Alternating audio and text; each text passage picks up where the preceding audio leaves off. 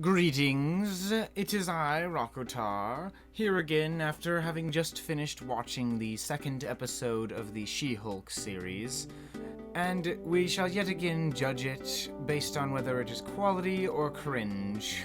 Although, so far I've not exactly been super thrilled by this show, and I'm seeing not the greatest reception by most other people so far, so please let me know if you want me to continue these reviews or not.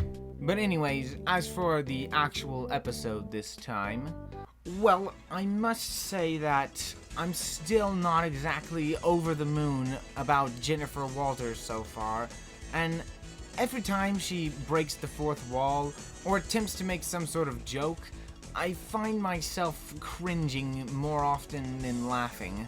And she also comes off as very whiny and entitled in this episode as well. I mean, compared to everything that happened to the Hulk, her life is completely fine and dandy. Bruce Banner went through hell and back again in his life. And is he complaining? I don't think so. So I wasn't exactly very sad when Jennifer gets fired. But don't worry too much because she pretty much gets hired just shortly later again. Although I will admit, I do actually like the idea of a superhero lawyer who works on superhero-related cases is actually an interesting idea for the show to go forward with. And of course I have to mention the return of Emil Blonsky, aka Abomination. In fact, his scene in this episode was probably the most interesting and entertaining part. I like the way that he's portrayed in this episode, in a way where you can't exactly quite tell if he's being sincere or not. I mean, probably not, because he's Abomination. But at the same time, you never know, they're always trying to pull the rug out from under us. And genuinely, I am kind of actually interested to see what happens with him next. Also, I almost forgot to mention that after the previously segment, the beginning of the episode starts at yet another bar scene. And I don't know what it is with this show and bar scenes and drunk scenes and whatnot. I mean, yet again, Jennifer, has a bunch of drinks, though it says She-Hulk, so she's, barely affected. But then she transforms back into Jennifer, and all of a sudden she's, drunk for a bit, and that's when she learns that she was fired, by the way. And, I don't get it. Is it supposed to be funny? Because it really isn't. In fact, in general, I'm confused as to how this show is supposed to qualify as a comedy so far, as the only consistently funny thing about it has been Bruce Banner, and he's only in it so much. And speaking of things that really aren't funny though, there's this guy, the guy from the first episode who didn't want to work with Jennifer. He appears at the bar and he has a scene that is so baffling in the sense that I don't know, I can't even tell if it's supposed to be sarcastic or dead serious. But he gets upset at Jennifer for appearing as She-Hulk and claims all these things about her, and then Jennifer gets upset at that. But it's so cartoonishly like him getting upset that I don't know if I buy it, you know? And then right after this is where it gets so completely insane and stupid that I've lost track of reality. He literally says, "Oh look, there's a girl over there. I'm gonna go hit on it." What? I mean, I literally don't even know what to say about that. That might genuinely be the single worst scene I've ever seen in any Marvel thing after the end credit scene of the previous episode.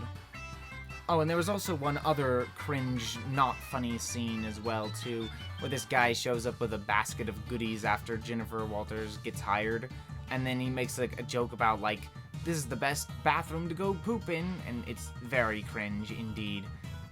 And speaking of the end credit scene, the end credit scene on this episode at least is decent, though it's not really great. It kind of just exists. It's definitely not cringe like the previous one, but it does also not add anything of value to the episode either. And I almost forgot, I kind of skipped over the actual ending of this episode too, which I will admit is actually one other thing that I did like about the episode. That being when She-Hulk calls Bruce Banner on the phone, and then he eventually reveals that he's in space, well, not to She-Hulk, but to us, the audience. And then right after she was calling him on the phone, which was to tell him that she was going to defend Emil Blonsky in court, She then sees on the news that Emil Blonsky was fighting in an arena in an underground city location, place, or whatever. Which, of course, is the same scene that we saw in Shang-Chi. I always love it when the MCU ties the movies together in more than a way where they're just the sequel to that one, but also that their events directly interact with each other too. This also probably explains why Wong is set to later appear in the show, probably to explain what was going on there since he was the other person involved in the fight. And, well, those are pretty much all my thoughts on this second episode. I'd probably have to give it a rate, and it's not too good so far, of 55% cringe, 45% quality. My tolerance for the good bits is starting to slip a little because I'm just not caring for Jennifer so far, and the rest of everything happening is only good occasionally. The show, despite supposedly being a comedy, is not very funny at all, but it does have a couple interesting story threads that I would like to see how they play out still. So I'll probably still watch what happens next, though I don't know if I'll actually end up liking it, though, based on what I've seen so far. Overall, the rating for this episode I would give a C tier.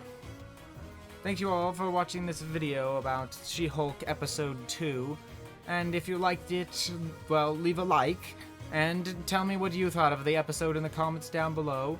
Subscribe for more reviews, maybe of this show, or maybe other shows. And also, I have a video coming out soon focused on a certain character from A Bug's Life. So, stick around if you're interested in that. And, most importantly of all, stay iconic.